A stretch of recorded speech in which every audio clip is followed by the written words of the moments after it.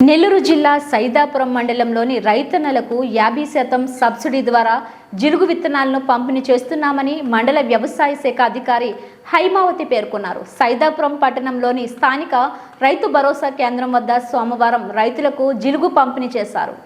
సైదాపురం పట్టణంలోని స్థానిక రైతు భరోసా కేంద్రం వద్ద జిలుగు విత్తనాలను రైతులకు పంపిణీ సోమవారం చేశారు.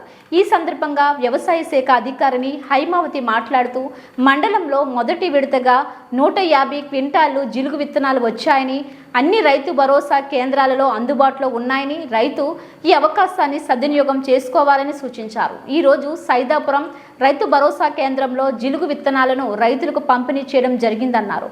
ఈ కార్యక్రమంలో వ్యవసాయ శాఖ దిగువ స్థాయి సిబ్బంది మరియు రైతులు పాల్గొన్నారు.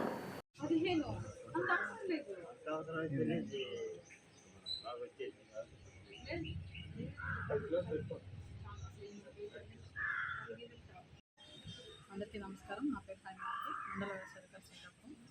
సైదాపురం మండలం మొత్తం మీద కూడా 150 క్వింటాల ఎరువులు అయితే తెప్పించడం జరిగింది. అన్ని రైతు భరోసా కేంద్రాలు కూడా అందుబాటులో ఉన్నాయి. అందులో భాగంగా సైదాపురం రైతు భరోసా కేంద్రంలో ఈరోజు జిలుగులు పంపిణీ కార్యక్రమం ఏర్పాటు చేయడం జరిగింది.